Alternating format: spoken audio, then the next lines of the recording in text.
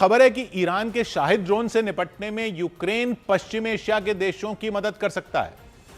ऐसा इसलिए क्योंकि रूस ने यूक्रेन के खिलाफ ईरान के शाहिद ड्रोन का इस्तेमाल किया था। जंग के दौरान यूक्रेन ने कई शाहिद ड्रोन को मार गिराने का दावा किया था।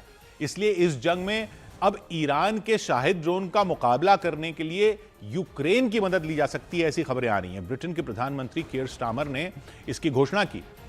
उन्होंने ऐलान किया कि यूक्रेन के विशेषज्ञ ईरान के शाहिद ड्रोन का मुकाबला करने में मदद करेंगे। रूस ने यूक्रेन पर हमला करने के लिए बड़ी तादाद में ईरान के ड्रोन का इस्तेमाल किया था और यूक्रेन ने भी कई बार उन ड्रोन को मार गिराने का दावा किया था। ऐसे में अब पश्चिम एशिया के खाड़ी देशों को यूक्रेन से मदद की उम्मीद जगी है।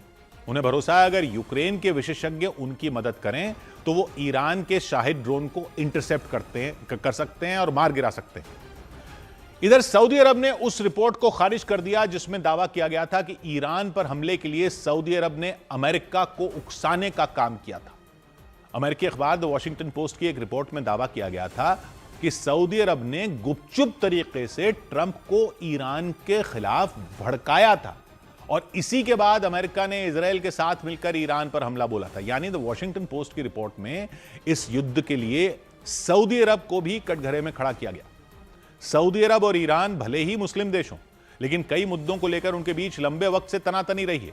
सऊदी अरब दुनिया में खुद को सुन्नी मुसलमानों के नेता के तौर पर पेश करता है क्योंकि वहां की करीब 85% आबादी सुन्नी समुदाय की मानी जाती है, जबकि ईरान खुद को शिया मुसलमानों का रक्षक बताता है। उसके देश में 90% से ज्यादा लोग शिया समुदाय के हैं और दोनों देशों में टकराव के पीछे इसे बड़ी वजह माना जाता है। इसी बीच द वॉशिंगटन पोस्ट की रिपोर्ट में दावा किया गया कि ईरान को युद्ध में धकेलने की योजना में सऊदी अरब का भी हाथ था।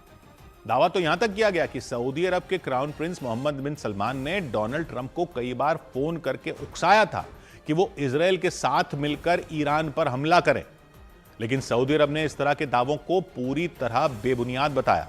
सऊदी अरब के मुताबिक उसने अमेरिका और ईरान से अपील की थी कि वो बातचीत के जरिए आपसी विवाद को सुलझाएं।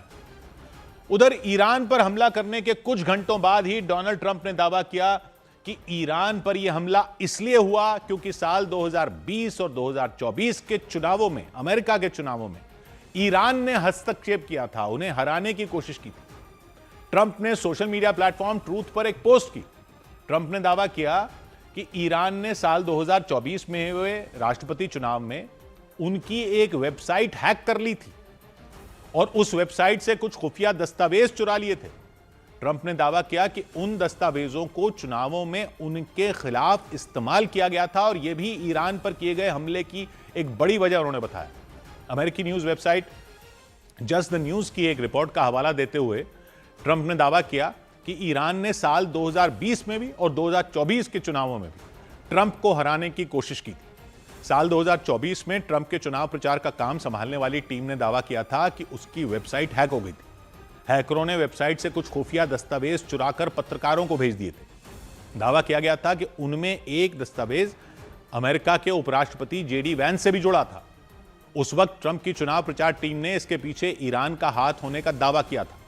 ट्रंप की टीम के मुताबिक ये दस्तावेज ट्रंप के खिलाफ चुनावी माहौल बनाने के लिए इस्तेमाल किए गए थे। बाद में ईरान के 3 हैकरों को गिरफ्तार भी किया गया था। हालांकि ईरान ने इन आरोपों से साफ इनकार कर दिया था। ईरान के मुताबिक अमेरिका के राष्ट्रपति चुनावों में हस्तक्षेप करने का न तो उसका कोई इरादा था, ना ही कोई मकसद था। लेकिन ट्रंप ने दावा किया कि ईरान ने सिर्फ साल 2024 के चुनावों में नहीं बल्कि 2020 में भी हस्तक्षेप करने की कोशिश की थी। उस वक्त डेमोक्रेटिक पार्टी के कई समर्थकों को धमकी भरी ईमेल आई थी। दावा किया गया था कि ईमेल में मतदाताओं को ट्रंप को ही वोट देने की धमकी दी गई थी। ये ईमेल प्राउड बॉयज नाम के एक दक्षिणपंथी समूह, कट्टरपंथी समूह की तरफ से आया था। आरोप लगाए गए कि धमकी भरी ईमेल के जरिए ट्रंप की छवि खराब करने की कोशिश की गई थी कि ट्रंप को ही वोट दें, ऐसे कट्टरपंथी कह रहे हैं, इससे ट्रंप की छवि खराब हो। लोगों के मन में उनके खिलाफ डर पैदा करने की कोशिश की गई थी, यह दावा किया गया। हालांकि बाद में जब इन ईमेल की जांच की गई तो इसके तार ईरान से जुड़े, यह दावा है। इसके बाद ट्रंप ने आरोप लगाए कि ईरान ने राष्ट्रपति चुनाव में हस्तक्षेप कर उन्हें हराने की कोशिश की थी। हालांकि इन आरोपों को लेकर ट्रंप की तरफ से कोई सबूत नहीं पेश किए गए थे, लेकिन ट्रंप बार बार यह दावा करते रहे कि उनकी हार के पीछे ईरान का हाथ था और इसीलिए ईरान पर हमला करने के कुछ घंटे बाद ही ट्रंप ने ट्रंप ने सोशल मीडिया पर एक पोस्ट की और दावा किया कि साल 2020 के चुनावों में हुई उनकी हार भी ईरान पर हमला करने की एक बड़ी वजह रही।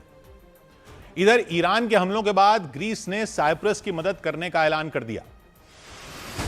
ईरान के हमलों के बाद साइप्रस की मदद के लिए ग्रीस ने हाथ आगे बढ़ाया। ग्रीस ने ऐलान किया कि वो साइप्रस की सुरक्षा के लिए 2 फ्रिगेट और 2 फाइटर जेट भेजेगा। साइप्रस में मौजूद ब्रिटिश एयरबेस पर एक ड्रोन हमले के बाद अफरा तफरी मच गई थी, जिसके बाद उस एयरबेस को खाली करवा लिया गया। खबर है कि ईरान की राजधानी तेहरान में रूसी दूतावास के पास मौजूद एक इमारत पर इजरायली सेना ने हमला किया। हालांकि इस हमले में रूसी दूतावास को नुकसान पहुंचा या नहीं, इसकी जानकारी नहीं मिल सकी। ऑस्ट्रेलिया के प्रधानमंत्री एंटनी अल्बनीज ने ईरान के उन लोगों का समर्थन किया जिन्होंने ईरान की दमनकारी सरकार के खिलाफ अपनी आवाज उठाई।